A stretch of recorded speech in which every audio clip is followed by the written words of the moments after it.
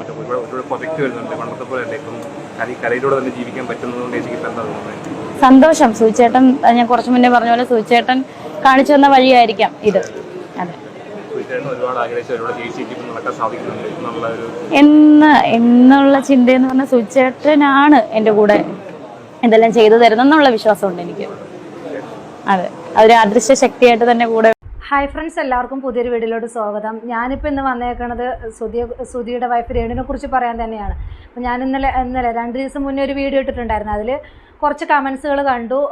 എന്താ പറയുക, നിങ്ങൾക്ക് നിങ്ങളുടെ കാര്യം നോക്കിക്കൂടെ, എന്തിനാണ് അവരുടെ ഇതെടുത്ത് പറയുന്നത്, അവർ എന്തിനാണ് ഇങ്ങനെ ചുമ്മാ അങ്ങനെ അവരെ പറയുന്നത്, അവരെങ്ങനെയെങ്കിലും ജീവിച്ചോട്ടെ, അവരുടെ പാട്ടിന് വിടുക എന്നൊക്കെ പറഞ്ഞിട്ടുള്ള കുറച്ച് കമൻറ്റുകൾ കണ്ടു. അപ്പോൾ അതിനുള്ള റിപ്ലൈ ആയിട്ടും അതുപോലെ തന്നെ ഇപ്പോൾ പുള്ളിക്കാരി പുതിയൊരു ഇൻ്റർവ്യൂവിൽ കുറച്ച് കാര്യങ്ങളും പറയുന്നുണ്ട്. അപ്പോൾ അതിനെക്കുറിച്ച് സംസാരിക്കാമെന്ന് പറഞ്ഞിട്ട് വന്നതാണ്. അപ്പോൾ സുധിയുടെ വൈഫ് എങ്ങനെ നടക്കുന്നതിനെക്കുറിച്ചും എനിക്ക് പ്രശ്നങ്ങളോ കാര്യങ്ങളോ ഒന്നുമില്ല. പക്ഷേ എന്താണ്, ഒരു സമൂഹത്തിൽ ജീവിക്കുമ്പോൾ അതിൻ്റേതായിട്ടുള്ളൊരു ഇതുണ്ട്. അപ്പോൾ അത് കീപ്പ് ചെയ്യാനാണ് ഞാൻ പറഞ്ഞിട്ടുള്ളത്. ഈ സുധിയുടെ വൈഫ് രേണുവിനെ ഞാൻ സപ്പോർട്ട് ചെയ്ത ഒരു വ്യക്തി തന്നെയാണ്. ആ പുള്ളിക്കാരെ ഞാൻ കുറ്റം പറയുകയെ ഒന്നും ചെയ്തിട്ടില്ല. ഒരു എന്താ പറയുക, ദാസേട്ടൻ്റെ ഷോർട്ട് ഫിലിമിൽ ആ ഒരു സീൻ ചെയ്തിട്ടുണ്ടായിരുന്നില്ല. അപ്പോഴും കൂടി ഞാൻ പുള്ളിക്കാരി നെഗറ്റീവ് പറയാം, പോസിറ്റീവായിട്ടാണ് ഞാനവിടെ പരാമർശിച്ചിട്ടുണ്ടായിരുന്നത്. പക്ഷേ പുള്ളിക്കാരുടെ പിന്നീട് ഓരോരോ വേഷവിധാനങ്ങളും അതുപോലെ തന്നെ പുള്ളിക്കാരുടെ എന്ത് പറയുക, എല്ലാവരുടെ മുമ്പിലും അഹങ്കാരത്തോടു കൂടിയുള്ള സംസാരങ്ങളും കണ്ടപ്പോൾ എനിക്കെന്തോ, നമ്മൾ എന്ത് തന്നെയാണെങ്കിലും നമ്മൾ വന്നിടം മറക്കരുതെന്ന് പറയില്ല, ആ ഒരു ഇതോട് നമ്മൾ പോകണം. ഇത് എല്ലാം ആയിക്കഴിഞ്ഞ് എനിക്ക് ഇത്രയും ഫിലിമുകളിലും ഷോർട്ട് ഫിലിമുകളിലൊക്കെ അഭിനയിക്കാൻ എനിക്ക് അവസരം കിട്ടിയിട്ടുണ്ട്.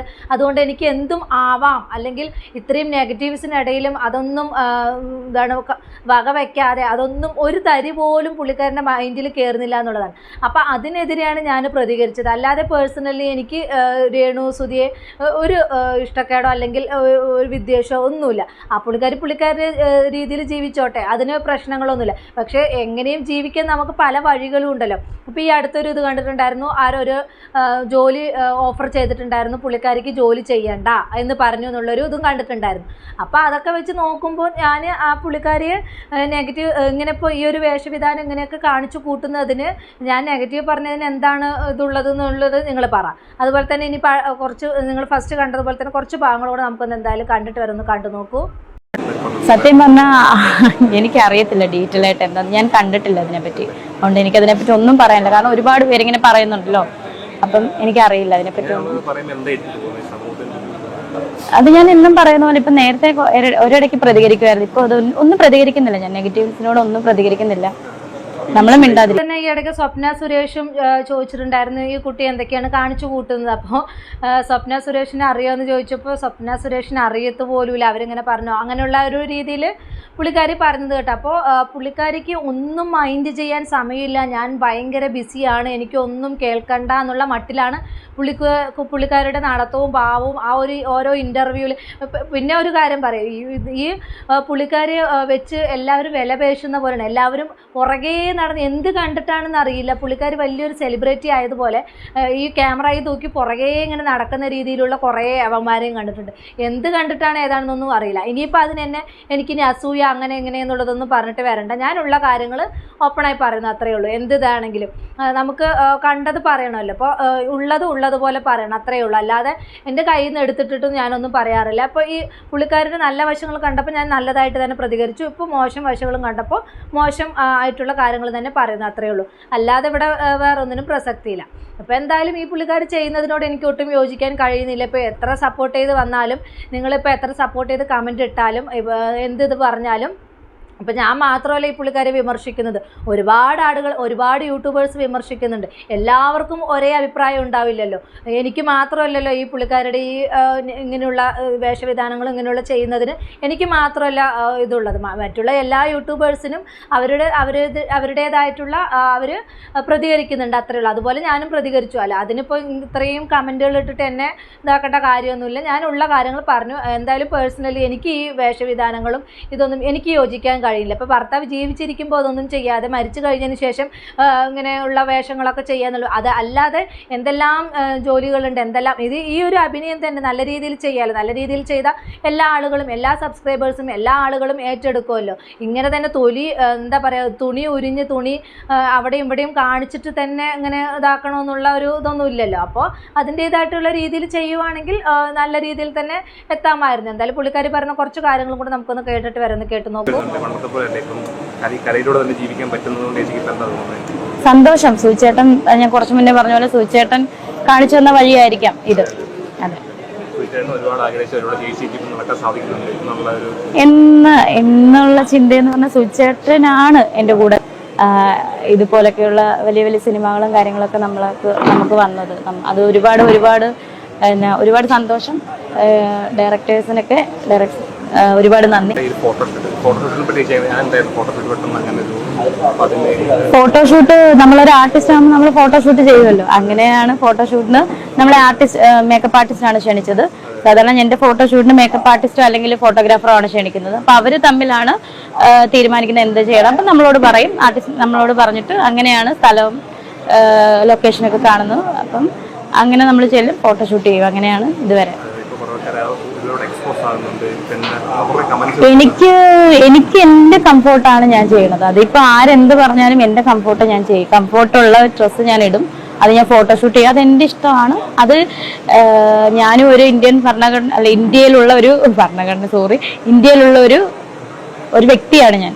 എനിക്ക് വ്യക്തി സ്വാതന്ത്ര്യം ഉള്ള ആളാണ്. സോ എനിക്കിഷ്ടമുള്ളത് ഞാൻ ഇടും. അത് എൻ്റെ കംഫോർട്ടാണ്. അതിപ്പം മറ്റുള്ളവരുടെ വസ്ത്രധാരണത്തെ പറ്റി നമ്മൾ കുറ്റപ്പെടുത്തിയിട്ട് കാര്യമില്ല. അതൊരു ഫോട്ടോഷൂട്ടാണ്. ക്യാമറയ്ക്ക് മുന്നിൽ ഒരു ഫോട്ടോഷൂട്ട് ചെയ്തു. അപ്പം എന്തിടണം, എന്ത് ഇടാതിരിക്കണം, എന്ത് വസ്ത്രം ധരിക്കണം അതൊക്കെ ഓരോരുത്തരുടെ. അത് ശരിയാണ്. ഏത് ഡ്രസ്സ് ധരിക്കണം, ഏത് ഡ്രസ്സ് ധരിക്കണ്ടെന്നൊക്കെ അവനവൻ്റെ ഇഷ്ടം തന്നെയാണ്. അതൊക്കെ ശരിയാണ്. പക്ഷേ എന്താ പറയുക, സുധി ഇതെല്ലാം ഈ ഡ്രസ്സൊക്കെ ധരിക്കുന്നതിനും അതുപോലെ ഇതൊക്കെ ചെയ്യുന്നതിന് സുധി ചേട്ടൻ എൻ്റെ പുറകെ ഉണ്ട്, അദൃശ്യ ശക്തിയായിട്ട് എൻ്റെ ഒപ്പമുണ്ട്. അതാണ് ഇതാണ് മാങ്ങയാണ് തേങ്ങയാണെന്നൊന്നും പറയേണ്ട കാര്യമില്ല. അത് ഒരിക്കലും സുധിയെ സംബന്ധിച്ച് സുധിയുടെ വൈഫ് ഇങ്ങനെ നടക്കുന്നതിനോട് ഒരിക്കലും സുധിക്ക് താല്പര്യമുള്ളതായിട്ട് ഒരിക്കലും ഇതാവാൻ പറ്റില്ല. എന്താ വെച്ചാൽ സുധി അങ്ങനെയാണെങ്കിൽ സുധി ജീവിച്ചിരിക്കുമ്പോൾ ഈ പുള്ളിക്കാരി ഇങ്ങനെയൊക്കെ അഭിനയിക്കണമായിരുന്നു. അപ്പോൾ തന്നെ ഇങ്ങനെയൊക്കെ നടക്കുവാണെങ്കിൽ നമുക്കത് ശരി അംഗീകരിക്കാം. പക്ഷേ മരിച്ചു കഴിഞ്ഞതിന് ശേഷം ഇങ്ങനെയൊക്കെ നടക്കുമ്പോൾ എൻ്റെ സുധിച്ചേട്ടന് ഇതൊക്കെ ഇഷ്ടമാണ്. സുധിച്ചേട്ടൻ ഇങ്ങനെയൊക്കെ എൻ്റെ കൂടെയുണ്ട്, എൻ്റെ കൂടെ നിന്ന് ഇങ്ങനെ ഇതാവുകൊണ്ട് സുധിച്ചേട്ടന് ഇതെല്ലാം താല്പര്യമാണ്. എൻ്റെ അടുത്ത് നേരത്തെ പറഞ്ഞിട്ട് പറയാത്ത കാര്യങ്ങളൊക്കെ പറഞ്ഞു അങ്ങനെയാണ് ഇങ്ങനെയാണെന്നൊക്കെ പറഞ്ഞിട്ട് വെറുതെ ആളുകളെ പൊട്ടന്മാരാക്കേണ്ട കാര്യമില്ലല്ലോ. അതേ പറഞ്ഞുള്ളൂ.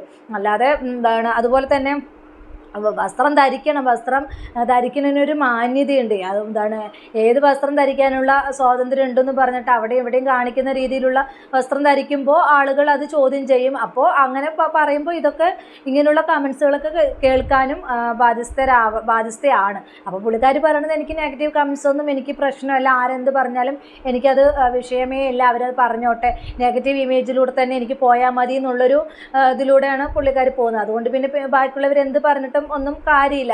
അതോട് അങ്ങനെ തന്നെ പോവും. എന്തായാലും നമുക്ക് ബാക്കി കാര്യങ്ങളും കൂടെ ഒന്ന് കണ്ടിട്ട് വരാം. ഒന്ന് കണ്ടു നോക്കൂ.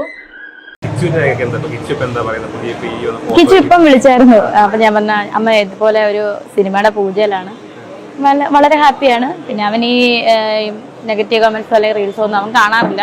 അവൻ എപ്പോഴും സോഷ്യൽ മീഡിയയിലൊന്നും ആക്റ്റീവ് അല്ലാണ്. സോഷ്യൽ മീഡിയ വഴിയല്ലോ നമ്മൾ ബന്ധം, അമ്മയും മോനും തമ്മിലുള്ള ബന്ധം സോഷ്യൽ മീഡിയയിൽ കാണിക്കേണ്ട കാര്യമില്ലല്ലോ. സോ ഞാൻ ഒരു പ്രോജക്റ്റ് വരുമ്പോഴും അവൻ്റെ അടുത്ത് സംസാരിക്കും, പറയാറുണ്ട്. അവൻ ഹാപ്പിയാണ്. അത് പറയുന്നവര് പറഞ്ഞോട്ടെ. എനിക്ക് എൻ്റെ മോനാണ് കിച്ചു എന്താ പറയാ ആദ്യമായിട്ട് എന്നെ അമ്മയെന്ന് വിളിച്ചത്. അപ്പം ഋതുവിനേക്കാളും ഒരുപടി കൂടുതൽ അവനോട് സ്നേഹമൊന്നും അവനും അറിയാം, എനിക്കും അറിയാം. പിന്നെ ഞാൻ അതൊന്നും നെഗറ്റീവ് കമന്റ്സിനോട് ഞാൻ പ്രതികരിക്കാറില്ല. അത് പറഞ്ഞുകൊണ്ടിരിക്കും. വന്നോളൂ, ഇനിയും വന്നോളൂ. പറഞ്ഞോണ്ടിരിക്കട്ടെ. കിച്ചുവിനെ എന്നെ അറിയാം, എനിക്ക് കിച്ചുവിനെ അറിയാം. നെഗറ്റീവ് കമൻറ്റിൻ്റെ പുറകെ നിന്ന് അതിന് സമയം ഉണ്ടാവുള്ളൂ. നെഗറ്റീവ് കമൻറ്റിൻ്റെ പുറകെ പോവാൻ നിന്ന് കഴിഞ്ഞാൽ ഇതുപോലെ സിനിമ ഷൂട്ടിങ്ങിനും അതുപോലെ എന്താണ് സിനിമയ്ക്ക് പൂജയ്ക്കും ഇതിനൊന്നും സമയം ഉണ്ടാവില്ല. അപ്പോൾ പുള്ളിക്കാരി ഇങ്ങനെയുള്ള ഇതുമായിട്ട് ഭയങ്കര ബിസിയാണ്. അപ്പോൾ എനിക്ക് 1-2 ഇതൊക്കെ കാണിച്ചു കഴിഞ്ഞാൽ സൈഡിൽ കാണിക്കുന്നു, 1-2 ഫോട്ടോഷൂട്ടും കാര്യങ്ങളൊക്കെ കണ്ടപ്പോൾ പുള്ളിക്കാരി വെച്ച് മുതലെടുക്കുകയാണ്, പുള്ളിക്കാരി ഒരു പൊട്ടിയാക്കി നിർത്തി ചെയ്യണം. അപ്പോൾ എന്തായാലും പുള്ളിക്കാരിക്ക് ഒരു നെഗറ്റീവ് ഇമേജാണ്. ആ ഒരു നെഗറ്റീവ് ഇമേജ് വെച്ച് തന്നെ ആളുകൾ പുള്ളിക്കാരി എന്തോ ഇതാക്കണമെന്ന് പോലുള്ള രീതിയിൽ എനിക്ക് തോന്നി. എനിക്ക് പേഴ്സണലി അങ്ങനെ തോന്നി. പുള്ളിക്കാരിയെ ശരിക്കും എന്തോ യൂസ് ചെയ്യുന്നത് പോലെ തോന്നി, ഇങ്ങനെയൊക്കെ ഇതാക്കി വെച്ച് യൂസ് ചെയ്യുന്നത് പോലെ തോന്നി. അപ്പോൾ നിങ്ങൾക്ക് എന്താണ് അഭിപ്രായം എന്ന് വെച്ച് നിങ്ങൾ കമൻറ്റ് ബോക്സിൽ അറിയിക്കുക. എന്ത് തന്നെയാണെങ്കിലും ഒരിക്കലും സുധി ഇങ്ങനെയുള്ള ഒരു ഇതിനോട് യോജിക്കാൻ കഴിയുമെന്ന് തോന്നുന്നില്ല. അതുപോലെ തന്നെ കിച്ചും ഫുൾ സപ്പോർട്ടാണെന്നൊക്കെ പറയുന്നുണ്ട്. ആ മോൻ ഇവള് തന്നെ പറയുന്നുണ്ട് ആ മോൻ സോഷ്യൽ മീഡിയയിലൊന്നും ആക്റ്റീവ് അല്ല എന്ന്. അപ്പോൾ ഇതൊന്നും അവനും കാണുന്നില്ല. അപ്പോൾ അതുകൊണ്ട് അവൻ അതിനെക്കുറിച്ചൊന്നും അറിയില്ല, അതാണ് വാസ്തവം. ഇത് തന്നെയാണെങ്കിലും ഇതൊന്നും അത്രയ്ക്ക് നല്ല കാര്യമായിട്ട് എന്തായാലും തോന്നുന്നില്ല.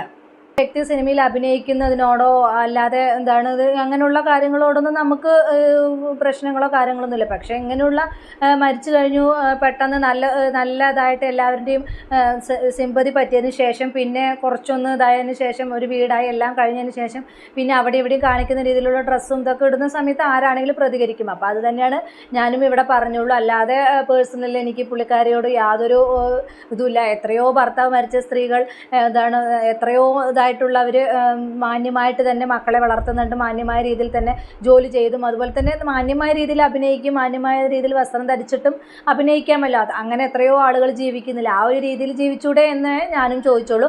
അല്ലാതെ ഒന്നും എൻ്റെ കയ്യിൽ നിന്ന് ഇട്ടിട്ട് ഞാനൊന്നും ചോദിച്ചിട്ടില്ല. അപ്പോൾ എത്രയേ ഉള്ളൂ. അപ്പോൾ നിങ്ങളുടെ അഭിപ്രായം എന്താണെന്ന് വെച്ചാൽ നിങ്ങൾ കമൻറ്റ് ബോക്സിൽ അറിയിക്കുക. അപ്പോൾ ഇത്രയുള്ള എൻ്റെ ടോപ്പിക് പുതിയൊരു ടോപ്പിക്കുമായി നമുക്ക് വീണ്ടും കാണാം.